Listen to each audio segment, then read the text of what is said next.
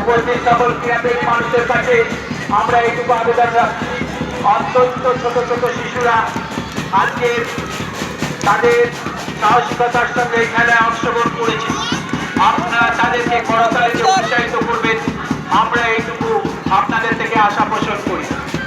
মাকলা Makaltala 32 club ময়দানে চলছে 55তম বার্ষিক ক্রীড়া অনুষ্ঠানের দ্বিতীয় দিনের খেলা।